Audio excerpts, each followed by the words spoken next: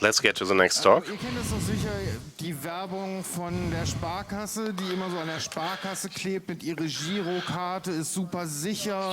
You probably know the ad of the Sparkasse with that the Girocard is super secure, but is that really so? Das wird uns unser nächster Speaker sagen. That our next speaker will talk about. Er selber ist Autor von mehreren Büchern über Cybersecurity, Sicherheitsforscher, hat in den frühen Jahren seines Schaffens bei der Internetwache mitgemacht. He is Internet researcher. Und ich wünsche mir einen großen Applaus für Tim Philipp Schäfer. Oh no, KUNO!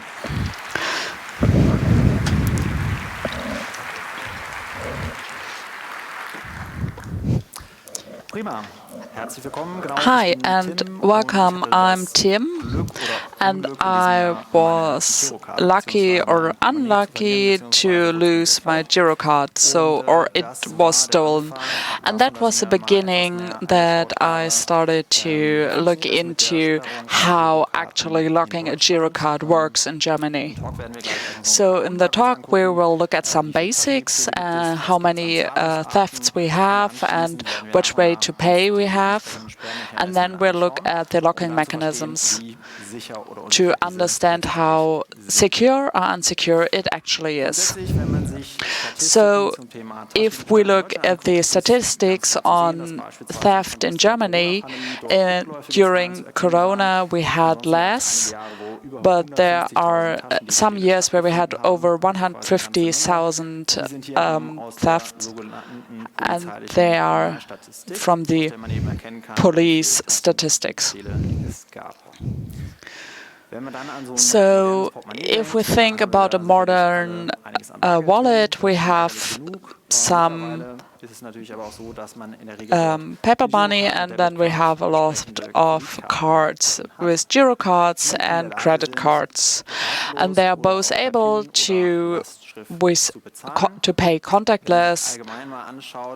And if we look at how people actually pay when they buy something, 60% are done via cards, and then there are nearly 38% which is paid cash, and then there are some exceptions like other cards or paying later. So this is from the year 2022, because we do not have the current numbers for 2023 yet. So if we look in general at the options to pay, there is that the EC cards are not really used anymore.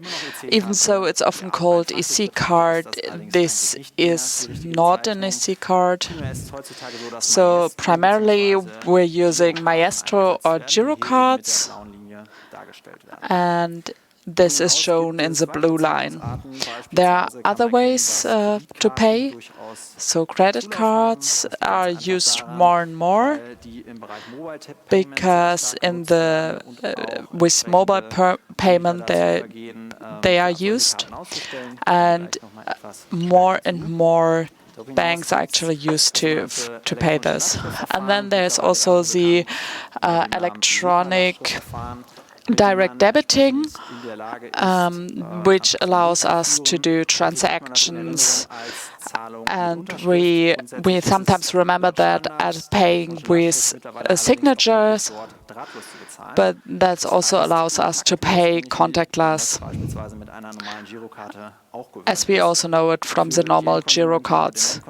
For the end user, often they cannot really understand which payment method they are actually using, but you can look at the receipt, it's mostly noted down there. And otherwise we can see other effects. So like during Corona, the contactless payment increased. Then there is the regulation. So in the EU, there was something changed to do it in a standardized manner, and we also can see the term KUNO. So if we look at the payment methods in general, we first have the electronic direct debiting, which is 6%, and then girocard was 41%, which is the most, the greatest part. And then there was some name changes. So maybe you noticed that some cards also just do their cards valid until 2022 because they are planning to change the systems then. And as you can see, since 1998, we have the electronic direct debiting, and there's actually something else since 1980. About 400 hackers were meeting in Hamburg. That the hackers who are expert at hacking into computer system meet up to exchange tricks. The hackers are practicing the data protection, but mostly their own, of course. They ban all recording devices from their meeting. Anybody from the press will have to pay 50 Deutschmark to enter. Between them, they were exchanging their experiences with computers and other electronic systems. In various work groups, they were working on topics like the phone system, basic knowledge about the computer system, electrical mailboxes, and hacking computers. To improve data protection by breaking protection system is one of the things they see as their calling.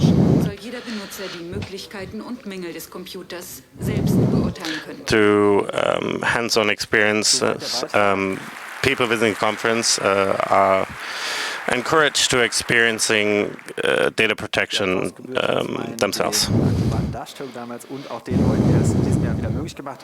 I want to thank the accurate description by the interviewer, and I also want to thank everybody who's organizing it today and still makes it possible.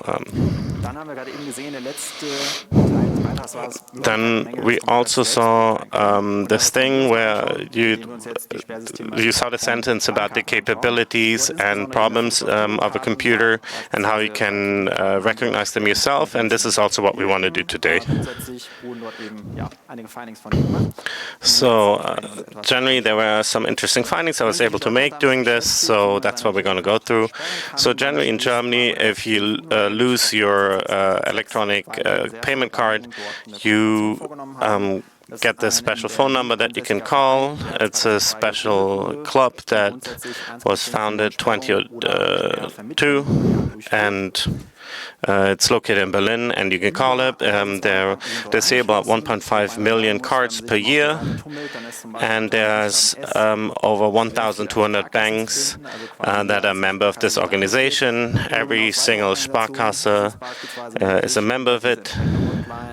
It's not only limited to bank cards, you can also disable or blacklist other documents, including identification cards, employee cards, other stuff. The important documents. The actual technical backend is provided by a company located in Frankfurt. And we're going to simulate now what will happen when you call there. Welcome to the the savings service 116. If you're a member of the Sparkasse or a similar bank, please press 1. If you're a member of another bank, please press 2. If it's a Maestro or Girocard, please press 1. Welcome to your disabilization service for bank cards. This call might be recorded.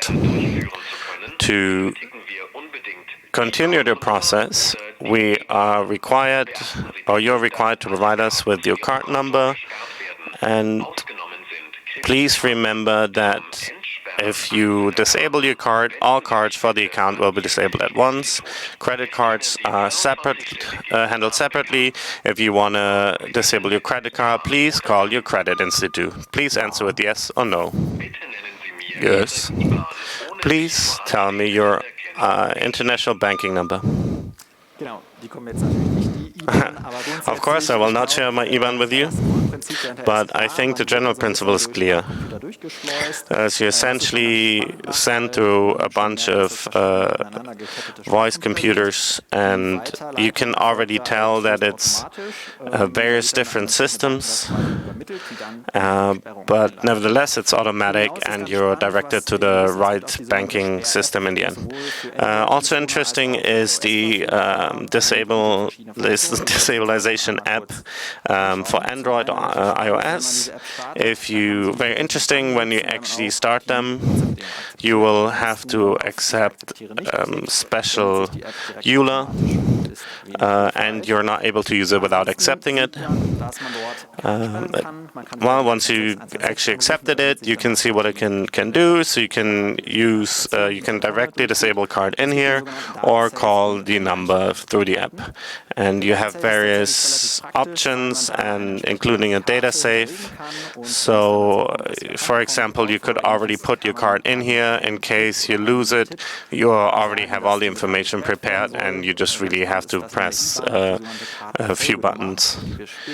Very interesting is also that they not only have the IBAN in the app, but also the card number itself. This is what the app actually looks like. You put in the IBAN and some additional personal information,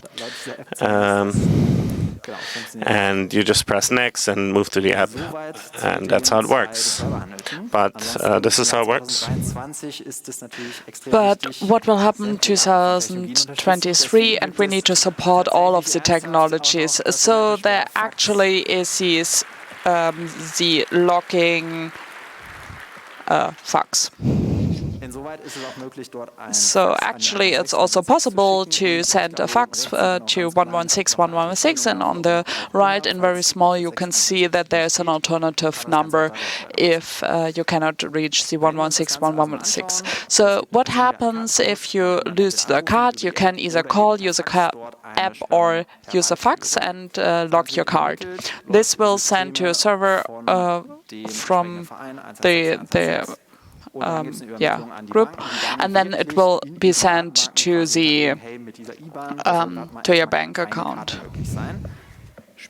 And later on, if we get a new card, that only the new card should be working, and therefore the card UID is important.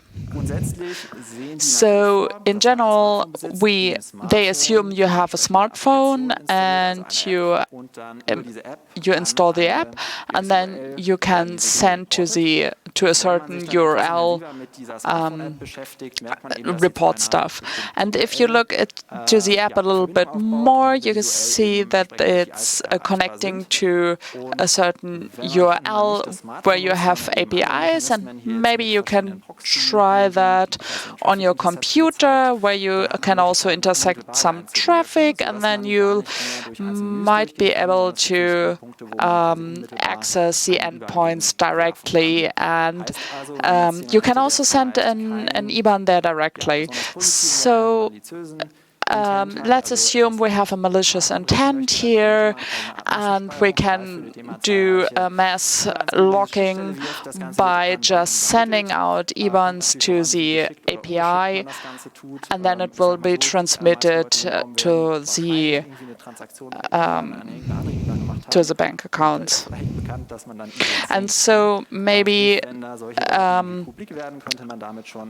if some data of that gets public, you can actually produce a lot of problems there.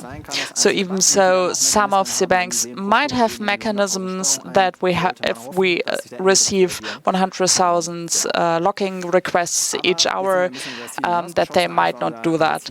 But that might be, it's not our goal, but we can lock our card. So everything's fine, but not because there are reports that people could still access the cards, even so they had requested the locking of the card. So why did that happen? Because only the classic card giro payment is locked and not all of the locking mechanisms. So you now need to do a KUNO request, KUNO locking request. So what's KUNO? Is it an elephant? Is it a panda bear? No, it's the KUNO locking system. After the she noticed the portemonnaie the wallet is stolen, and now she went to the bank account and had the cards locked, and then she thought it's done. But 2 months later, she notes that people are using her bank account, and so even so it's locked, someone is buying stuff with her card. She goes to the police and reports it, and here she hears that the locking at the bank is not enough, and that was a huge shock. She didn't thought that I didn't thought that they can still use the cards, even so I had it locked. That was a mistake, because even so payment with just signatures can still be used, even so the payment with a PIN is locked. And since the traders are choosing that, the other one is still used. So if the customer pays with a signature, the bank is not checking because his signature is the allowance that the bank will later on pay. So if a card is locked, that's only locked for the PIN payment method, and the direct debiting the bank doesn't care. So it's a security gap here. The bank are more interested in the PIN payment method, and the other one is not so much. The banks are not so much interested in, and they take into account that the customer has a problem there. So some even locked. So paying with the signature of other people is quite easy, and to close that gap, the traders and the police are actually developed a new locking system. You can register your card at the police, and if later on someone tries to pay in a trader, this will show up in the with a trader when someone is trying to pay. In both cases, the customer needs to go to the police.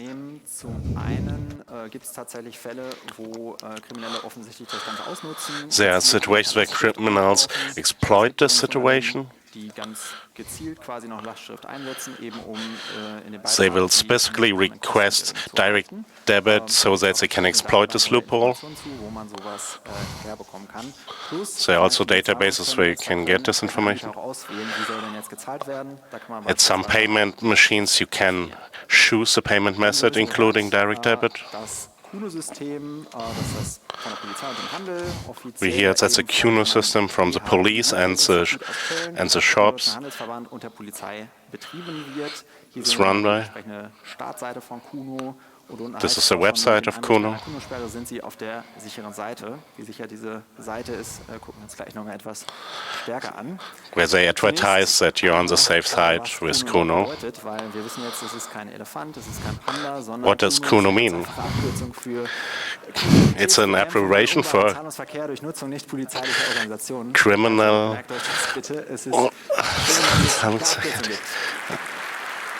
So what it literally means, it's fighting crime in a non-cash payment system by using non-police systems. So here we have the logo. You can see what really happens in the KUNO system is that the data is put in a special locking system with different non-police organizations, as mentioned in the name, and it comes from the realization that the banks no longer provide this information to actual stores, and it was first introduced in 2001. It was extended in 2004 by the inner ministers and its employees.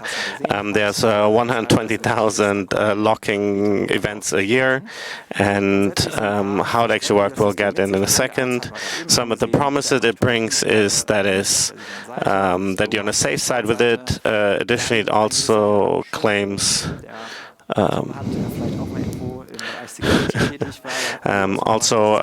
Minister Schönbohm also mentioned that KUNO is in addition to security in our country, and that it protects us from a certain kind of fraud. The Handelsbank also said that this is the effective way to block your cards. So it is actually true, though, that the system had a big effect. As you can see, the actual fraud with signature that's highlighted in the blue line has actually been gone down since the introduction. And you see in 2005 it was extended. The line has been continuous. The numbers have continuously been decreasing. If you actually look at the functionality, what happens? The police. It all starts with you going to the police. The police then actually submits all this information to the KUNO system. So that includes IBAN or back in the day the account number. All of this will then be put into a special file or a database that is then applied or transferred onto the actual payment system that are used by inside of stores or commerce in general. So when somebody is trying to use some of these cards that are marked lost or stolen, the actual terminal will deny the translation. And another very interesting part is that there's a so-called self-service that allows the customer itself to use the system to unlock newer cards once you get a replacement card, for example. And you can also see that there are actually 3 states that haven't participated in the service. I couldn't find out yet why, but maybe they don't know much about security or know too much about it. So we saw 116 to block the card, and then we contact KUNO to disable the card there. But that's still not completely sufficient. I wrote a 32-page report about KUNO. Einige Auszüge einmal an. Grundsätzlich, wenn man über ein System stolpert, ist man natürlich in der Lage, sowas im Portscan durchzuführen. So when you inspect your system, you can do a port scan, and you can see what applications are running on there, what's open on the networks there. So we found a web port where management interface is running on. On the port 1000, 8172, there was a Microsoft service. Sprich, da ist man in der Lage, mit Username Passwort, mehr oder weniger Admin-Ausrollung vorzunehmen. Where you can log in as an admin with a username and password. Ist schon nicht so ganz schön, das irgendwie so ins Internet zu stellen, aber eher eine Medien vor allen Dingen, sage ich mal, wo man sagen würde, hey, stellt da doch mal irgendwas vor. Im Rahmen der Recherchen habe ich dann mal versucht zu ermitteln, ist das eigentlich irgendwie ein As part of this, ist, dann bin ich auf so einen Stack Overflow. So I checked out what I can find about that, and on a Stack Overflow I found something like a security review, and so there is a allow list. That would be nice if we can just close it down, if we can limit access. So there are questions on Stack Overflow, and the answer is very interesting because the people opened up a case with Microsoft, and Microsoft just says there is a compatibility problem and they need to have that. So there was a fix with new research group and just adding up more of these services. So basically, have you tried it on and off again until it's fixed and solved? But we could, of course, just configure a firewall in Azure so that solves the problem. But that one you have to pay for. So next one, we noticed very early that there are Google fonts. And if you load the page without doing anything more, a lot of Google fonts are loaded from the Google servers. And remember that the police is also using that page. So if whenever you talk to the police, they do a request to Google with the explicit cookie banner. Well, in January last year, there was a decision by the judges that this is against the law because you didn't consent for that. Well, at least the developers, they just deleted the Google fonts, and so there still is a comment which says Google fonts, even so they're not using it anymore. So it's an artifact of history. So the cookie banner is questionable. You can see it below down there. What's also interesting, maybe it's from JavaScript. There's a coding error, and if you read it, it just generates some visible things on the page, and if you click on it, it's just gone. And actually, a cookie banner should they should prevent anything from being loaded before you have consented. So if you look at the first line, and I googled that, and the first and the third one are pretty clear that 5 years ago people already complained that this is not compliant with GDPR and you cannot use it in that way.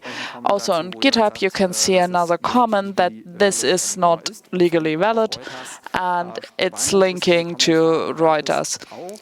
What's interesting is these comments also existed when Google was implementing it, but I don't know why they did, but checking out on archive.org, the Wayback Machine, I found out that it was also already doing this some years ago, so I reported it. And now going back to security, there is a contact page where you can put in your locking receipt number, and that's it's basically comparable with someone asking you to giving your password for getting help.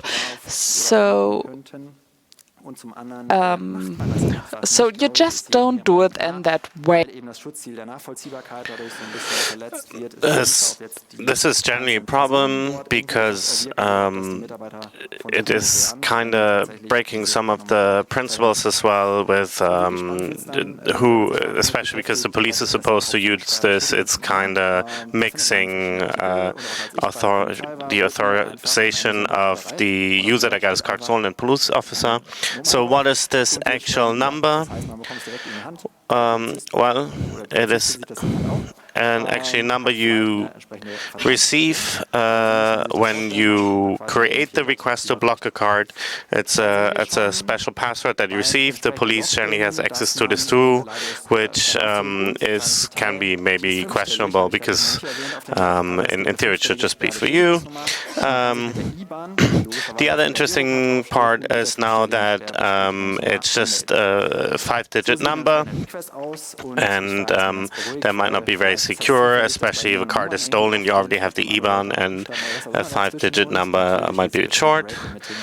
I was a bit confused, and of course I thought, oh, I'm sure there's a rate limit on the server, so I ran my intercepting proxy again, and I was just replacing the number and see what happens if I maybe can brute force the number. And you can see here I'm iterating to all the numbers, and you can see I can do about 10 requests per second, and as you can see, ta-da, I was actually able to brute force it. As you can see here, the ID is a bit shorter. That is a sign that this was successful because the response looks a bit different when you use the right number. So as you can see, that's not very good. All right, now we're ready to log in. So let's pretend we're a thief or a fraudster. We stole a card, and it turns out it was blocked. So then we brute force the script, and now we logged in. And as you can see, now we can unlock the card, and here are some of the reasons why you could unlock a card. For example, I tapped in the wrong number, or I received the card again after it being stolen. So here you can actually unlock the cards again. Also, very interesting, there's also a checkbox.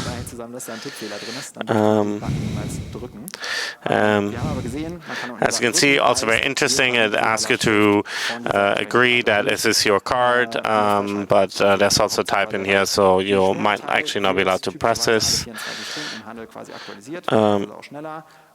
Well, now, how long does it take? It takes up to 24 hours to actually be unlocked on the device.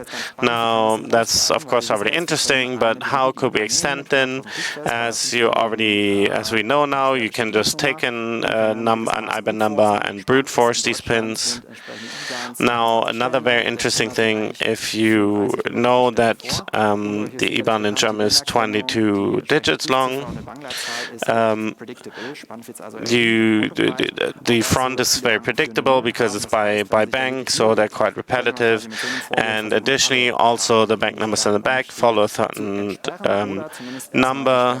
And the interesting thing is, it would be quite feasible to use this kind of information to brute force the number as well, and use the database to figure out which kind of cards exist, or which kind of cards are at least in the system, and that they're locked.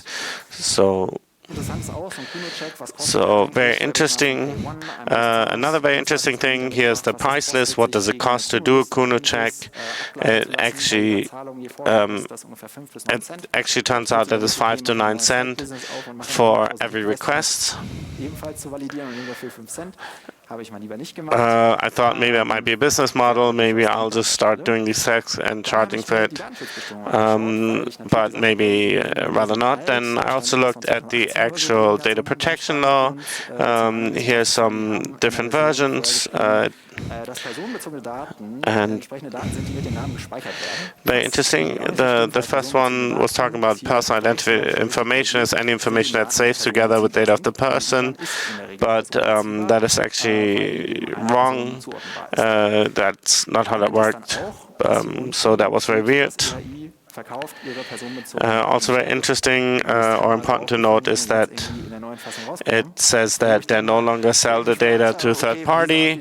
In the new version, for some reason, it was removed. And they said, no, we didn't remove it, just reformulated it. As you can see, previous said we are not saying a third person, people, a third party, not just something very similar. Another very interesting thing I found out that you can that there's a fixed price of 1,200 euros that would allow you to do unlimited amount of KUNO requests. I'm not an expert, but if you pay for a service to receive data, then I would assume that data is being sold for money, but maybe I'm not an expert. If you actually look at the list of companies that use this kind of data, it's very interesting. You find a lot of the companies that you can find in the credit score and related businesses. I also asked KUNO about this, and they promised me that it's not used for this related for credit score or anything like this, but just as an intended purpose. I then went into datenfragen.de and tried to use it to get some more information about the actual website. You can see the law here that they use. And I used this website to specifically send this to KUNO and figure out what kind of data they use. They firstly said, we can't hand you this. And they said, no, we can give you this data. You'll have to have the special secret code that they use for locking cards. But we already established that this is not really secure and that these can be brute forced. The next interesting response I received just a couple of days ago. They are reasoning there for 120 euros you can sign up and be connected, and we're not selling data, but they say they don't want to tell you tell us to which traders are actually connected to the systems. And so we tell you we have data, but we cannot tell you for security reasons. But they also send out a sticker, and every trader can put that on their cash machines. But so they sometimes want to inform people, sometimes not. So I now want to ask the people in this room, what's more important, the security reasons they are claiming, or the or the second question, who thinks that the employers should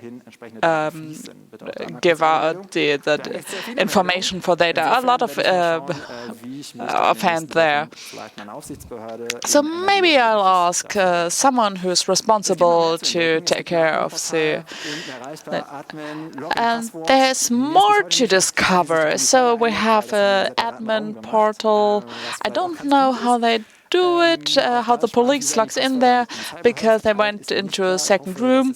I would be interested to learn how they get their password. I hope it's not sent out via post, and I hope there's maybe a second factor and not just a simple password. So if you know more, just contact me, please. The sending out of the locking data, I'd be also interested to know whether it's signed and protected and in what way does this done. There are a couple of more little problems. There are problems. It's just HTTP. It's not HTTPS. There's a lot of outdated libraries. A lot of things that are not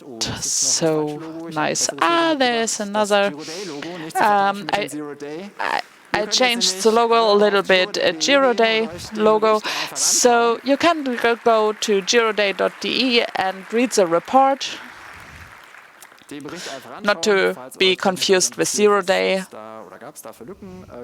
And if you are interested in what gaps or vulnerabilities we found, we have another sticker here. It's also designed. You can find it on the website if you want to bring it to the traders. Both thanks to the ECI and Handelsverband Deutschland. They did professionally work with all these reports, and they also work very quick into fixing the vulnerabilities.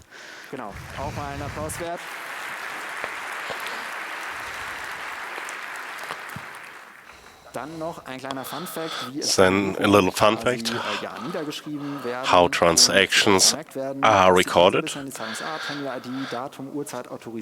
This is a type of payment, terminal ID, date, time, authorization, and card follow number.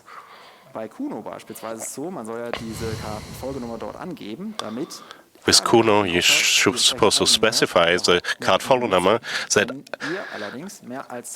the new card can still be used, but the others can be blocked. Beziehungsweise seid ihr einfach dauerhaft gesperrt. Also bitte nicht 10-mal die Karte verlieren oder dann müsst ihr die IBAN wechseln. But since it's only one digit, you can only use that process 10 times. Interessante Vision oder Forderung, weil ich finde es ziemlich uncool, dass es eigentlich zwei Systeme gibt und die Bürger wissen müssen, dass sie sich irgendwie an zwei Stellen wenden müssen. Wir haben im Videobeitrag It's also suboptimal that there are two separate systems and citizens have to contact two different points of contacts, which most people don't even know about. Would be nice to have a central point of contact where you can block all methods of payments. All of that should be transparent and reproducible, ideally open source. The financing should be transparent.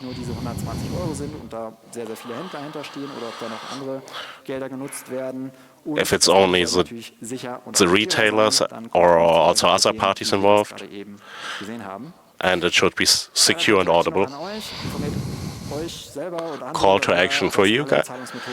Inform yourself so that all methods of payment can be blocked. Let's work towards. Das sind 2, 3 Sätze, die da stehen. Auch das KUNO-Sperrsystem klingt sehr positiv, dieser Wikipedia-Artikel. So the Wikipedia article sounds very nice about the KUNO locking system. I'm not sure who has written that, but so here is a facepalm selfie from another Congress. So thanks everyone for joining us. Thanks for listening to the English translation of KUNO Unlocking Locked Girocards at the 37C3. Your translators were Snow, Kuriositäten, and Kusra. We appreciate your feedback. Please email us at hello@33duolingo.org or use the hashtag C3T on Twitter. Of course, we will also now translate the Q&A. Do we have questions from the internet? Yes, hello. The first question from the internet is about the European payment systems and do they use the direct debit crediting? Is it done by KUNO? KUNO is a German system and only sought for German Girocards. It's not international. And they also sent me via the data request I sent out. It's only for German traders. It's only for Germany. Is it done internationally in general? Yes, there are a lot of locking systems. My focus was for Germany, and I'd need to look it up if we have comparable systems internationally. Ach so, eine Kleinigkeit noch. One more thing. Wenn sich Frauen melden möchten, lasst sie bitte an den Mikrofonen vor. If women have a question, please let them go to the front of the line. Number two.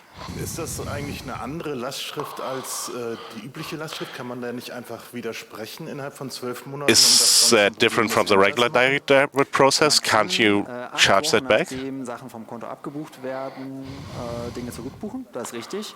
You can charge back within 8 weeks. Wie im TV-Beitrag gesehen, sehr viel Ärger, sehr viel Zeit, die man darauf verschwendet, seine Gelder da irgendwie wiederzuholen.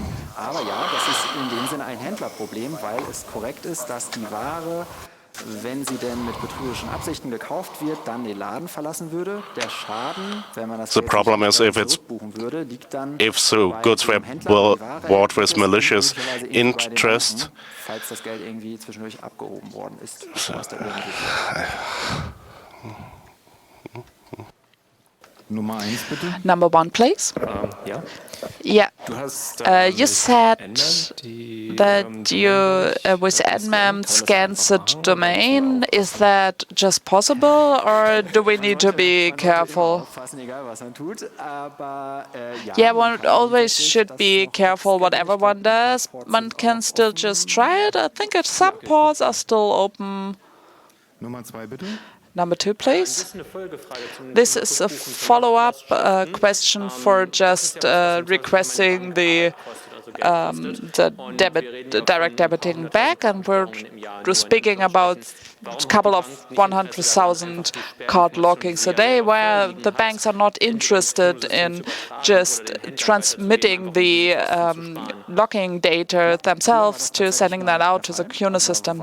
Yeah, they actually did that earlier, but they don't really like the banks don't really like the direct debiting because they don't earn money with that. They earn more money if you do it with a giro payment, and they earn money with the giro payment, so they're interested in not having the direct debiting at all.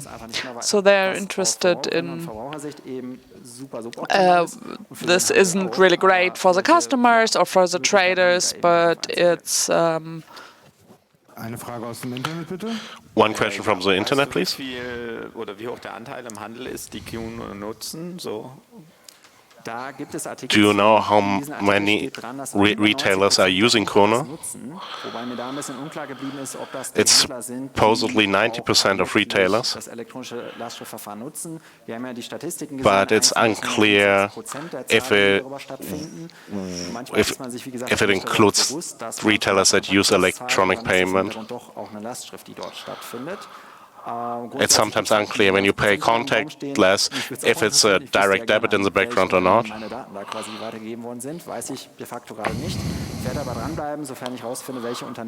I will keep researching that.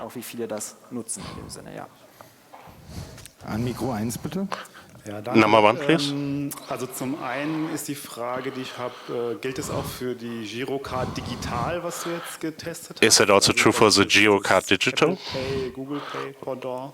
Like the Apple Pay equivalent? Ich sage mal, kommt darauf an, weil die ja teilweise so Bundle-Funktionen haben, also teilweise sogar auch Kreditkartenfunktionen so ein bisschen mit That depends, because it's bundled with credit cards sometimes. Weil die klassischen Maestro-Karten quasi abgekündigt werden.